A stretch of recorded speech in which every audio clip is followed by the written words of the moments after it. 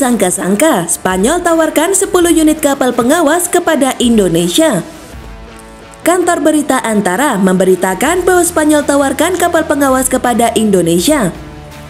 Indonesia menjajaki kerjasama dengan pemerintah Spanyol untuk membangun 10 kapal pengintai, ucap Kementerian Kelautan dan Perikanan Laksamana Muda Adin Nurwaluddin pada 3 November 2023. Adin menambahkan bahwa pembangunan 10 kapal pengintai ini untuk memenuhi persyaratan tingkat komponen dalam negeri atau TKDN. Maksudnya 4 unit kapal akan dibangun di Spanyol dan sisanya di Indonesia.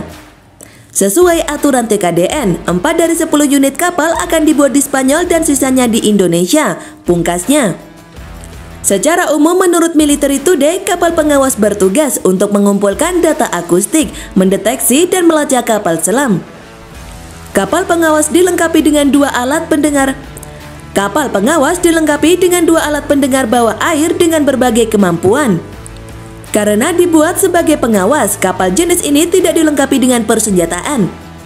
Namun berbeda dengan Indonesia, kapal pengawas versi RI punya fungsi tersendiri. Hal itu tertuang pada Peraturan Menteri Kelautan dan Perikanan Nomor 4 Tahun 2021 terkait tata kelola kapal pengawas. Indonesia memakai kapal pengawas untuk mengawasi tata kelola perikanan. Kapal pengawas diberi tanda khusus untuk mengawasi dan menegakkan hukum di bidang kelautan dan perikanan, jelasnya. Terdapat 5 wilayah yang disebut wilayah pengelolaan perikanan Negara Republik Indonesia atau WPP NRI yang menjadi tempat bekerja kapal pengawas.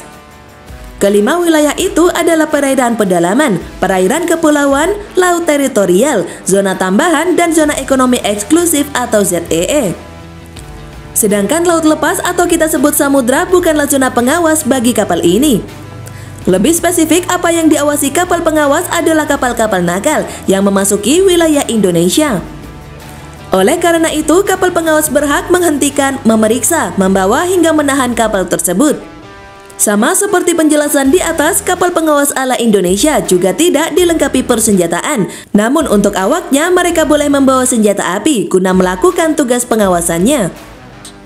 Dalam Peraturan Menteri Kelautan dan Perikanan ini bahwa mereka juga menjelaskan syarat pengadaan hingga klasifikasi kapal pengawas. Indonesia biasanya memperoleh kapal pengawas melalui 4 sumber ini. Mereka adalah Anggaran Pendapatan dan Belanja Negara atau APBN, Anggaran Pendapatan dan Belanja Daerah APBD, hibah atau sumber lain sesuai ketentuan perundang-undangan. Kapal pengawas Indonesia sendiri terbagi menjadi 5 kategori atau kelas sesuai ukurannya. Kapal pengawas kelas 1 berukuran di atas 50 meter, kelas 2 berukuran 40-50 meter, kelas 2 berukuran 40-50 meter, lalu kelas 3 memiliki ukuran 30 hingga 40 meter. Selanjutnya kapal pengawas kelas 4 berukuran 20-30 meter, terakhir adalah kelas 5 dengan ukuran 15 sampai kurang dari 20 meter.